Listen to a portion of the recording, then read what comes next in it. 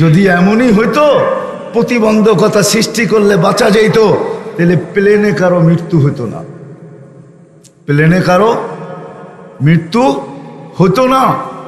কেননা প্লেনে বাহির থেকে ছিদ্র করা যায় না, সুই দিয়া ছিদ্র করলে ক্রাশ হয়ে যাবে, ক্রাশ।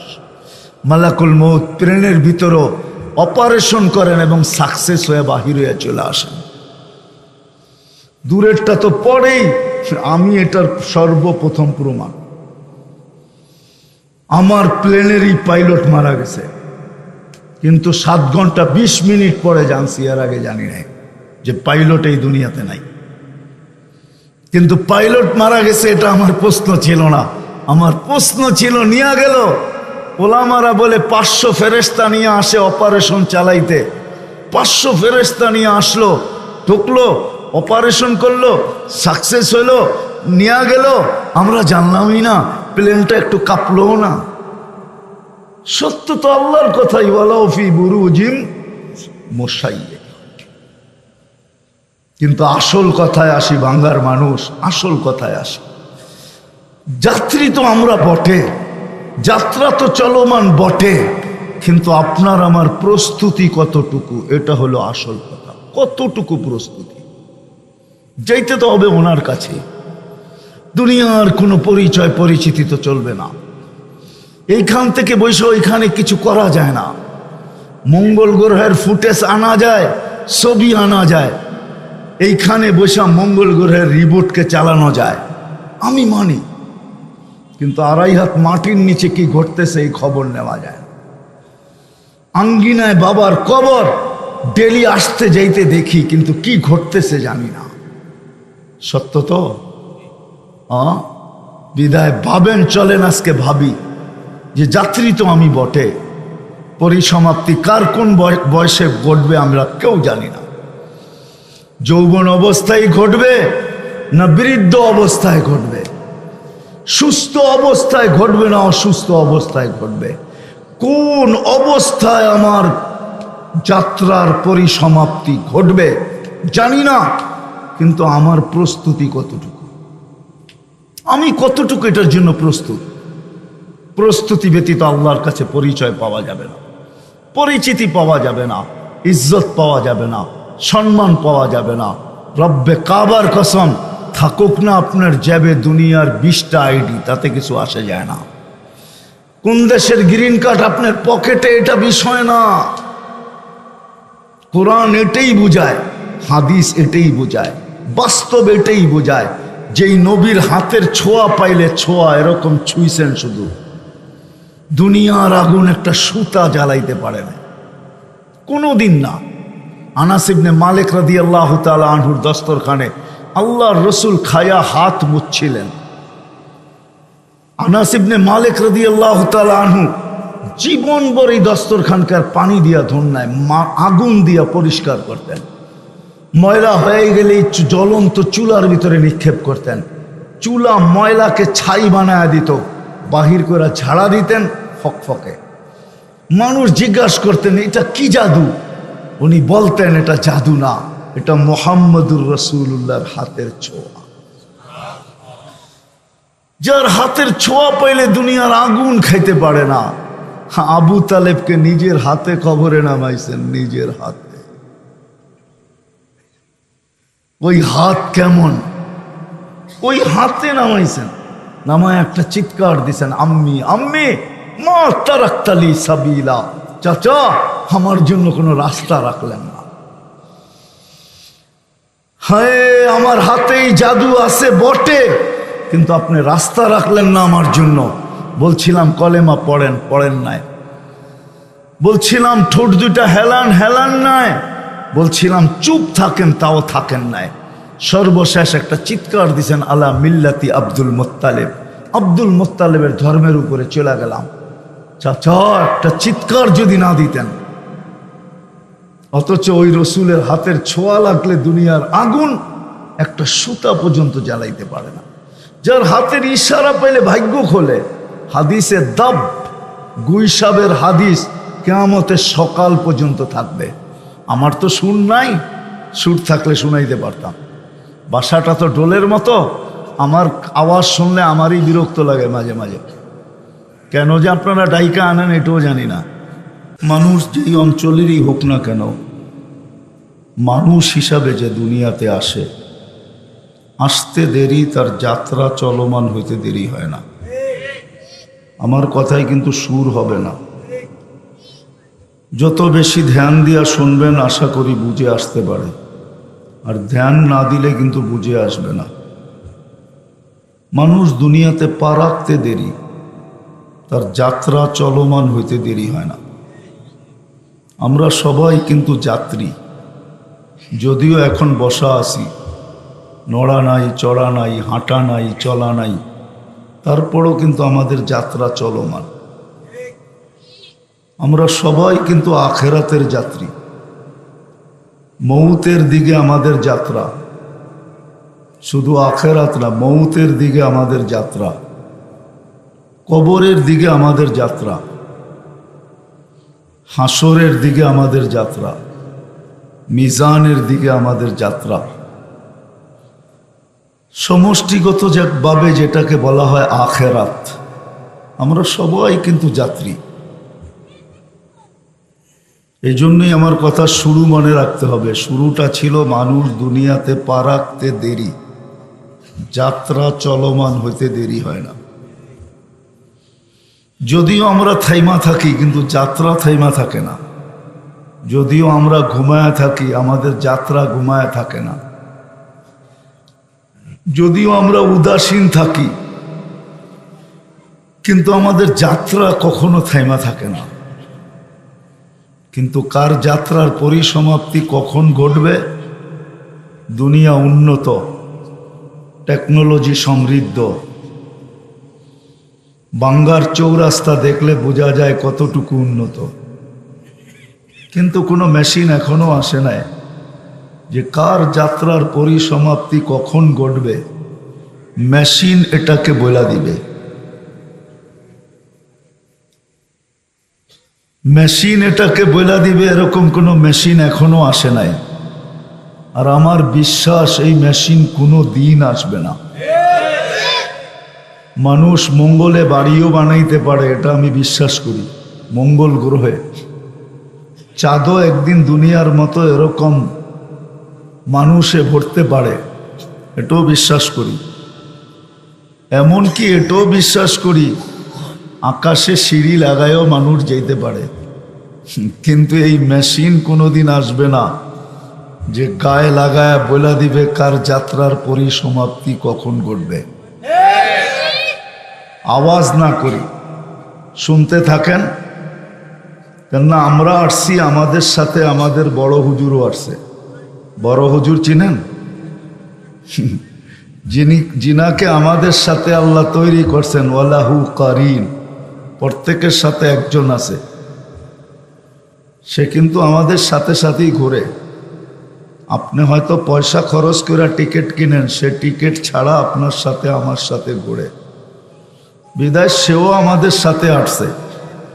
সে জানে মনোযোগ দিয়া যদি শুনলো আর দিলে যদি রেখাপাত করলো আর আজকের থেকে যদি জীবন পরিবর্তন করার সিদ্ধান্ত নিল, তাহলে আমার বহু দিনের প্রচেষ্টা বিফলে যাবে। যেমন তার 1,85,000 এবাদত, বৎসরের এবাদত বিফলে চলে গেছে। শয়তানের কিন্তু 1,85,000 বৎসরের এবাদত ছিল যখন সে বিতাড়িত হয়। এক একটা আকাশে তাকে এক একটা বিশেষ নামে ডাকা হতো।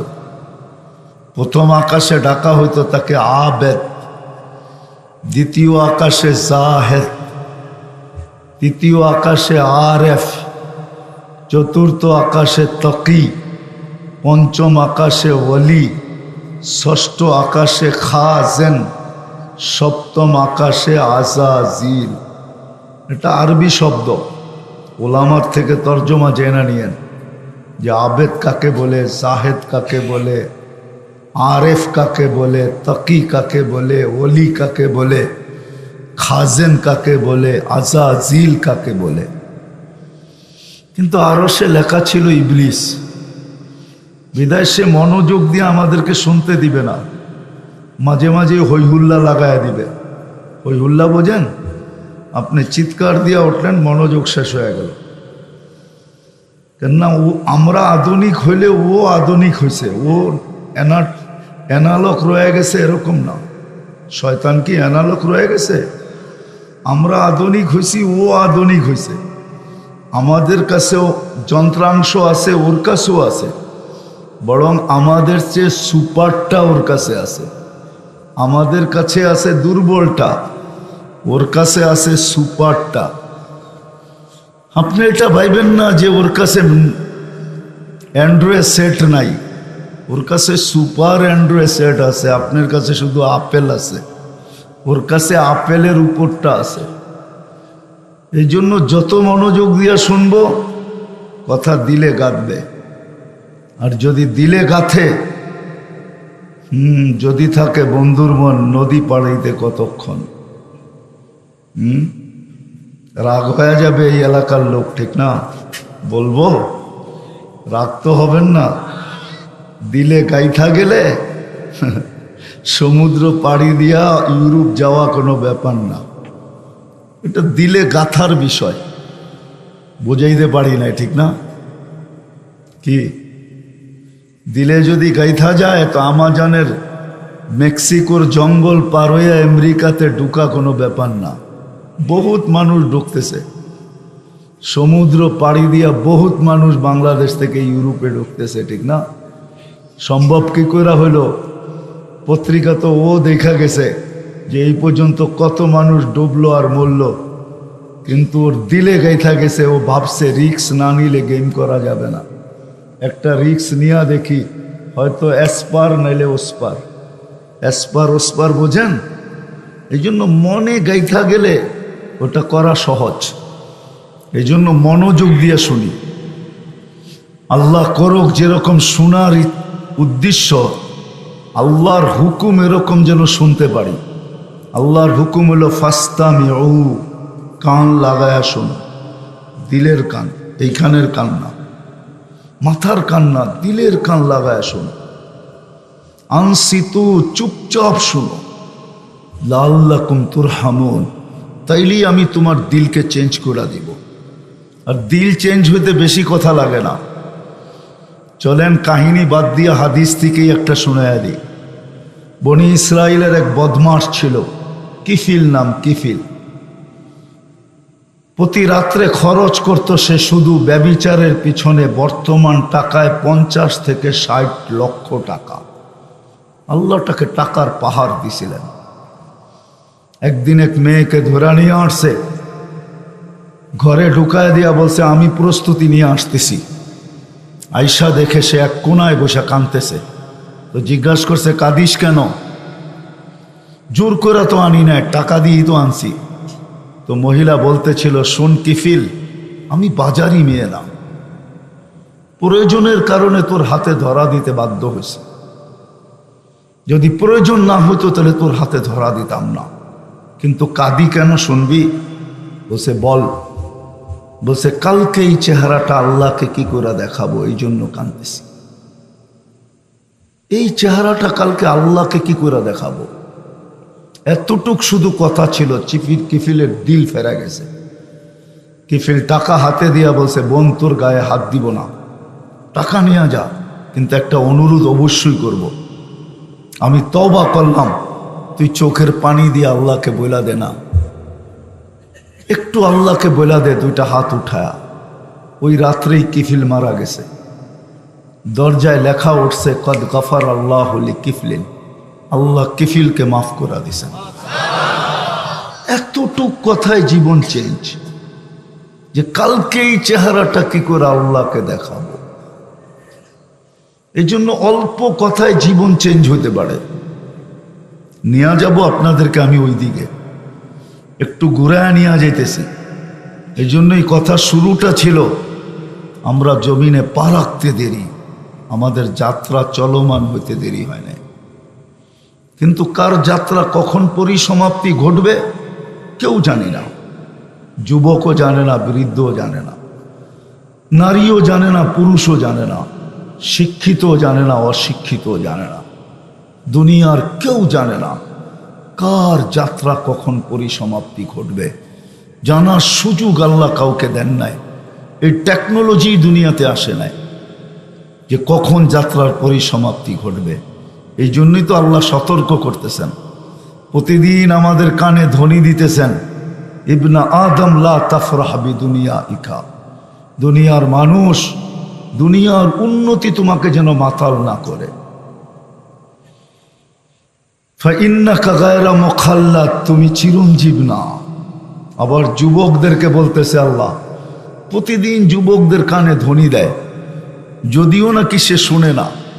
শাবাব লা ইয়াক্তারুকা শাবাবুক, যুবক যৌবন যেন তোমাকে ধোঁকা না দেয়। কাম্মিন শাব সাবাকাকা ইলাল মউত, কাম্মিন শাব সাবাকাকা ইলাল মউত, কত যুবককেই তো আমরা যৌবন সহ কবরের কোলে শোয়ায় দিলাম। বাঙ্গার রাস্তা চালু হইতে দেরি, এই পর্যন্ত কত বাইক অ্যাক্সিডেন্টে যুবক কবরে যেতে দেরি করে নাই। মাসে দুই একটা হয় না? না হয় না? খবর পান? হয় দুই একটা মাসে। সত্য এটাই, কার কখন পরিসমাপ্তি ঘটবে জানি না। যার কাছ থেকে আসছি তার কাছেই যেতে হবে। সত্য এটাই, আল্লাহ নিয়ে আসছেন, আল্লাহর কাছে যাবে। ইলাইনা তুরজাউন, কোরআন এটাই বলে। এই জন্য তো কোরআন চিৎকার দেয়, আফা হাসিবতুম আন্নামা খালাকনাকুম আবাস ওয়া আন্নাকুম ইলাইনা লা তুরজাউন, তোমার ধারণা কি আমার কাছে ফিরত আসবে না? তারপরে আরেক জায়গায় বলেন ইলাইনা তুরজাউন, তুমি আমার কাছে আসবেই আসবে। সত্য এটাই, সব আমরা যাত্রী। যাত্রার পরিসমাপ্তি কখন ঘটবে এটা গুলশান আলাও জানে না, বনানী আলাও জানে না, মিন্টু রোডওয়ালারাও জানে না, যেটাকে মন্ত্রীপাড়া বলে ওরাও জানে না। দুনিয়ার উন্নত থেকে উন্নত দেশ জানে না, হোয়াইট হাউস জানে না, দুনিয়ার স্বাস্থ্যের সবচেয়ে বড় সংস্থা WHO ও জানে না যে কে কখন পরিসমাপ্তি ঘটবে, কোন জায়গায় ঘটবে, কোন অবস্থায় ঘটবে। যদি জানতো তাহলে 1 মিনিটের নাই ভরসা যে লেখছে ও কোনো দিন স্টেজে ওই দিন যাইতো না। কমসে কম যেদিন গাজীপুরের স্টেজে এই গান গাইতে যে ও মারা গেছে, ফিরুজ শাহী, যুবকরা ভালো চিনে, বুড়ারা নাও চিনতে পারেন। 1 মিনিটের নাই ভরসা বলে টান দিছে, আর ওই স্টেজে পড়ছে আর স্টেজেই মরছে। তাইলে ও কোনোদিন স্টেজে যেত না ওই দিন। ও আগের থেকেই জেনে ফেলতো আমার মাউতের নিচেই মালাকুল মউত বসা আছে, আমি টান দিব একদিকে, ও সুতায় টান দিবে আরেক দিকে। সত্য এটাই। যেদিন দুনিয়াতে পা রাখছি ওদিন থেকে আমাদের যাত্রা চলমান। যার কাছ থেকে আসছি তার কাছে চলে যাব। যিনি অস্তিত্ব দিয়েছেন উনি অস্তিত্ব বিলীন করবেন। এই জন্যই তো মাঝে মাঝে গ্রামগঞ্জের অট্টালিকা দেখলে দিলে খুব ব্যথা লাগে। গ্রামগঞ্জে অট্টালিকা হয় না, চিনেন? আছে আপনাদের এদিকে দুই একটা? অট্টালিকা বোঝেন? সেমন বাড়ি, সুন্দর রাজপ্রাসাদের মতো, দেখলে দিলে ব্যথা লাগে। যেই বাড়ির মালিকগুলা, মানুষগুলা কত নিষ্ঠুর। যেই ব্যক্তি এই বাড়িটা তৈরি করলো, যার অর্থায়নে তৈরি হইল, যে সব টাকা ব্যয় করে তৈরি করলো, কিন্তু সে মরতে দেরি, তাকে বাসতলায় নিয়ে রাখতে দেরি করবে না। মানুষগুলা নিষ্ঠুর না হইলে মরার সাথে সাথে কেন বাসতলায় দিল? 2-4 দিন আরো ঘরে রাখতো, তাইলে তো বুঝতাম যে এরা নিষ্ঠুর না, তাইলে তো বুঝতাম এরা নির্দয় না, তাইলে তো বুঝতাম এরা মায়া মমতাহীন না। এখন তো বুঝি এরা মায়া মমতাহীন, এরা বড় নিষ্ঠুর। নাহলে যার অর্থায়নে বাড়ি তৈরি হইল, যে স্বপ্নের একটা বাড়ি বানাইলো, ও মরতে দেরি, ওকে বাহিরে নিয়ে ফালাইতে দেরি করে না। কমসে কম ঘরের আঙ্গিনায় কবর দিত, তাও তো হতো, ঠিক না? ঘরের আঙ্গিনা বোঝেন? আঙ্গিনায় কবর দিত। নাইলে বাহিরি দেওয়ালের সাইডে এক জায়গায় কবর দিয়া দিত যে তুমি এতদিন ভিতরে থাইকা দেখতেছিলা, এখন দেওয়ালের পাশে শুয়া শুয়া দেখতে থাকো। কয়জন দেয়? আছে এরকম কোনো কবর? আমার তো মনে হয় নাই, এই এলাকায় কোথাও নাই। সবাইকে কবরস্থানে। সত্য এটাই। যিনি অস্তিত্ব দিছেন উনি অস্তিত্ব বিলীন করবেন। অল্প কয়েকদিন যদিও আমাদের ইচ্ছা স্বাধীনতায় আমাদেরকে বাসাইতেছে, ইচ্ছা স্বাধীনতা যদি না দিতেন তাহলে আজকে আমরা জোয়ারে ভাসা যেতাম না, যুবক যৌবনে ভাসা যেত না, টাকাওয়ালা টাকার জোয়ারে ভাসত না, পুরুষ পুরুষত্বের জোয়ারে, নারী নারীত্বের জোয়ারে, সম্পত্তিওয়ালা সম্পত্তির জোয়ারে, আধিপত্যওয়ালা আধিপত্যের জোয়ারে ভাসা যেত না। আজকে যেরকম আমরা ভাসা যেতেছি। যিনি অস্তিত্ব দিছেন উনি অস্তিত্বহীন করবেন। এক ফোঁটা পানির থেকে যিনি অস্তিত্ব দিছেন, আমাদের অস্তিত্ব এক ফোঁটা পানির থেকে। এই জন্যই তো আল্লাহ সতর্ক করেন, মানুষ যখন সবকিছু পাওয়ার পরে হারায়া যায় আল্লাহকে ভুলা যায়। যুবক যখন যৌবন পাওয়ার পরে, নারী নারীত্ব পাওয়ার পরে, পুরুষ পুরুষত্ব পাওয়ার পরে, মেয়েরা যখন সংসার পাওয়ার পরে হারায়া যায়, আল্লাহকে ভুলা যায়, তখনই আল্লাহ কাছের থেকে ডাকে, মান আরাদা আন্নি নাদাইতুহু মিন কারিব। কাছের থেকে এসে ডাকতে থাকে, দুটা শ্রবণ শক্তি আমি দিছি, তুই সারাদিন শুনিস, ধারণা কি হিসাব কিতাব নিব না? এক একটা করে আল্লাহ গণাইতে থাকেন। শুধু শুধু কোরআনে বলে না আম্মা বিনিআমাতি রাব্বিকা ফাহাদ্দিস। ও মানুষ, আমার নেয়ামতের আলোচনাও মাঝে মাঝে করিস, শুনিস, ভাবিস, আমার নেয়ামতের আলোচনা নিয়ে ভাবিস আমি কত নেয়ামত তোকে দিছি। এক চোখে 13 কোটি ক্যামেরা, 13 কোটি। আপনার মোবাইলে কয়টা ক্যামেরা? কয়টা? এক চোখে 13 কোটি ক্যামেরা, দুই চোখে 26 কোটি ক্যামেরা। দুনিয়ার কিছু লোক আছে, ওরা পান করতে গেলেও টেস্ট করে পান করতে হয়। আমাদের প্রাক্তন রাষ্ট্রপতি ছিলেন, ওনার কিছু ভিডিও পাওয়া যায়, একটা ডিম বাজে কিন্তু আমার ভাগে অল্প একটু আসে, টেস্ট করতে করতেই সব খায়া ফেলায়, আমার ভাগে অল্প একটু মিলে, ঠিক না? কি যুবকরা শোনো নাই? কিন্তু আল্লাহ তো আমাদের জন্য টেস্টিং সেন্টার 4টা রাইখা দিছে। কয়টা? কয়টা? 4টা টেস্টিং সেন্টার আছে আমাদের কাছে। প্রথম নাক টেস্ট করে ঘ্রাণ ঠিক আছে কিনা, ঘ্রাণ যদি ঠিক হয় তারপরে জিহ্বা টেস্ট করে, প্রথম টেস্ট করে স্বাদ ঠিক আছে কিনা। যদি ঘ্রাণ ঠিক না থাকে তো নাকেই বলে দেয় ঘ্রাণ ঠিক না, সরা পচে গেছে। ঘ্রাণ যদি ফাঁকি দিয়া দিল তো জিহ্বা টেস্ট করে স্বাদ ঠিক আছে কিনা, লাগাই কয় টক হয়ে গেছে, চলবো না, সরা, ঠিক না? দ্বিতীয় আবার দাঁত চেক করে কোনো পাথরের কণা আছে কিনা, প্রথম কামড়টাই দাঁতে পড়ে, ঠিক না? তৃতীয় আবার জিহ্বা চেক করে কোনো আঁশ জাতীয় আর চুল জাতীয় কিছু আছে কিনা, যেটা পেটে গেলে বন্দার ক্ষতি হবে। 4বার চেকিং এর পরে আল্লাহ ভিতরে যাইতে দেয়। হায় হায়, শুধু শুধু তো আল্লাহ চিৎকার দিয়া বলেন নাই কুতিলাল ইনসানু মা আকফারা।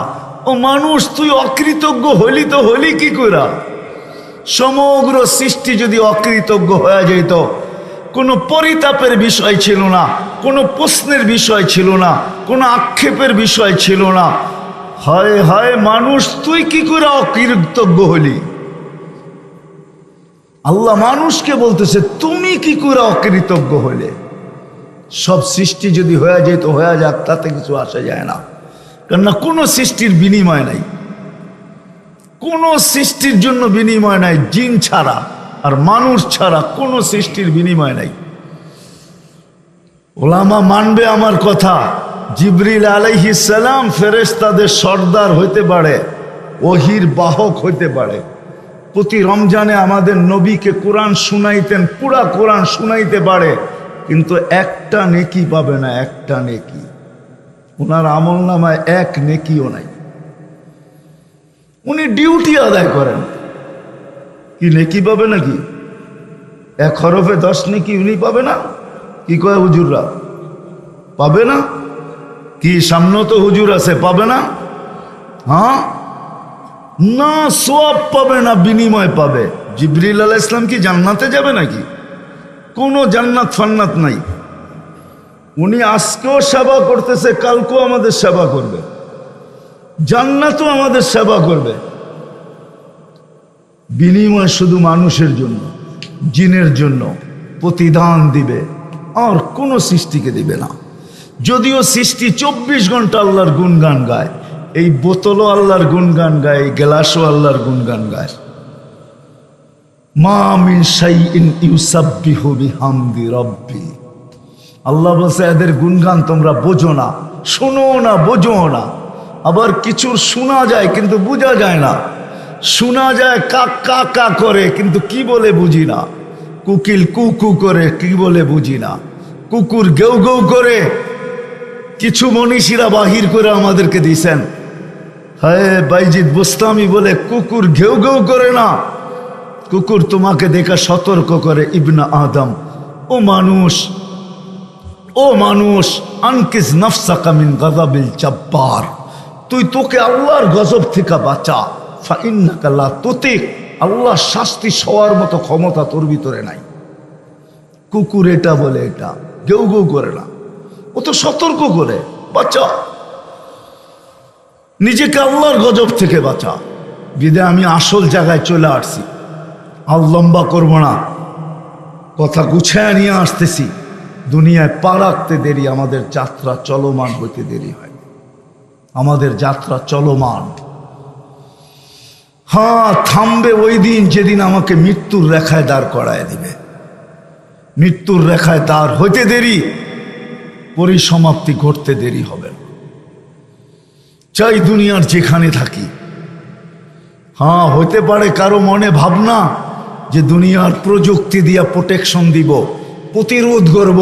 তা আল্লাহ 1400 বছর আগে শুনায়া দিয়েছেন কোরআনে, ওয়ালাউফি বুরুজিম মুশাইয়্যিদা, দুনিয়ার যত টেকনোলজি আছে, যত শক্তি আছে, ক্ষমতা আছে, যা কিছু আছে, সব কিছু দিয়ে যদি প্রতিবন্ধকতা সৃষ্টি করো, তা আমরা সময় মতো উঠাবো। লা ইয়াস্তাখির সাআতাম ওয়া লা ইয়াস্তাকদিম, 1 সেকেন্ড আগেও না, 1 সেকেন্ড পরেও না, সময় মতো তোমাকে উঠায় নিয়ে আসবো। সমস্ত প্রতিবন্ধকতার প্রযুক্তি শুধু তাকায় দেখতে থাকবে, কিচ্ছু করার ক্ষমতা থাকবে না। যদি এমনই হইতো প্রতিবন্ধকতা সৃষ্টি করলে বাঁচা যেত, তাহলে প্লেনে কারো মৃত্যু হতো না, প্লেনে কারো মৃত্যু হতো না।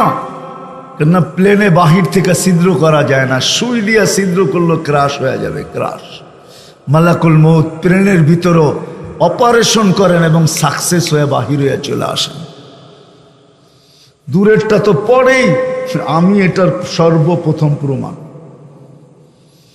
আমার প্লেনেরই পাইলট মারা গেছে, কিন্তু 7 ঘন্টা 20 মিনিট পরে জানছি, এর আগে জানি নাই যে পাইলট এই দুনিয়াতে নাই। কিন্তু পাইলট মারা গেছে, এটা আমার প্রশ্ন ছিল না। আমার প্রশ্ন ছিল, নিয়ে গেল ওলামারা বলে 500 ফেরেশতা নিয়ে আসে অপারেশন চালাইতে। 500 ফেরেশতা নিয়ে আসলো, ঢুকলো, অপারেশন করলো, সাকসেস হইলো, নিয়ে গেল। আমরা জানলামই না, প্লেনটা একটু কাঁপলো না।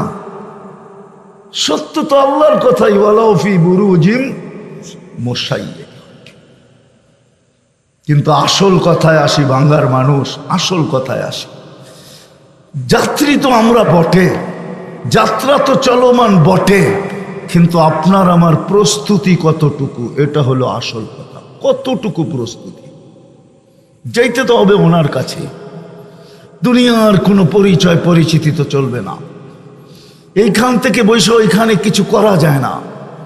মঙ্গল গ্রহের ফুটেজ আনা যায়, ছবি আনা যায়, এইখানে বসে মঙ্গল গ্রহের রিবোটকে চালানো যায়, আমি মানি। কিন্তু 2.5 হাত মাটির নিচে কি ঘটতেছে এই খবর নেওয়া যায় না। আঙ্গিনায় বাবার কবর ডেলি আসতে যাইতে দেখি, কিন্তু কি ঘটতেছে জানি না। সত্য তো বিদায় ভাবেন চলেন আজকে ভাবি যে যাত্রী তো আমি বটে, পরিসমাপ্তি কার কোন বয়সে ঘটবে আমরা কেউ জানি না। যৌবন অবস্থায় ঘটবে না বৃদ্ধ অবস্থায় ঘটবে, সুস্থ অবস্থায় ঘটবে না অসুস্থ অবস্থায় ঘটবে, কোন অবস্থায় আমার যাত্রার পরিসমাপ্তি ঘটবে জানি না। কিন্তু আমার প্রস্তুতি কতটুকু, আমি কতটুকু এটার জন্য প্রস্তুত। প্রস্তুতি ব্যতীত আল্লাহর কাছে পরিচয় পাওয়া যাবে না, পরিচিতি পাওয়া যাবে না, ইজ্জত পাওয়া যাবে না, সম্মান পাওয়া যাবে না।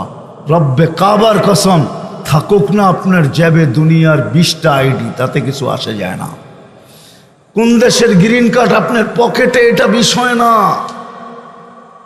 কোরআন এটাই বুঝায়, হাদিস এটাই বুঝায়, বাস্তব এটাই বুঝায়।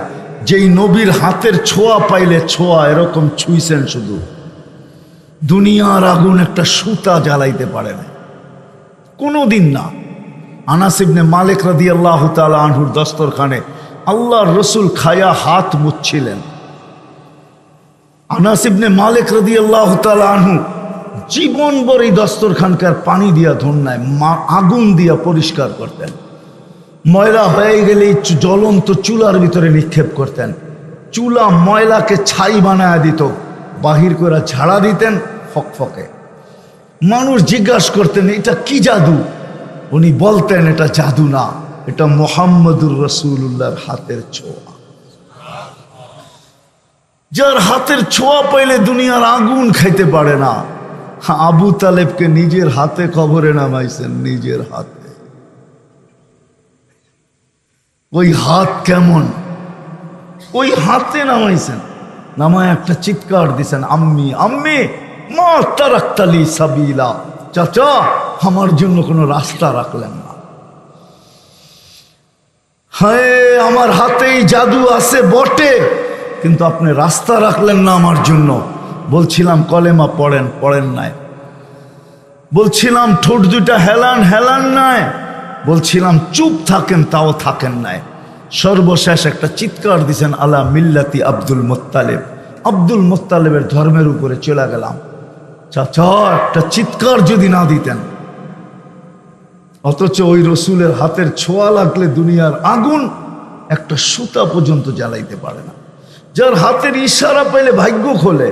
হাদিসে দাব গুইসাবের হাদিস কিয়ামতের সকাল পর্যন্ত থাকবে। আমার তো সুর নাই, সুর থাকলে শুনাইতে পারতাম। বাসাটা তো ডোলের মতো, আমার আওয়াজ শুনলে আমারই বিরক্ত লাগে মাঝে মাঝে। কেন যে আপনারা ডাইকা আনেন এটাও জানি না।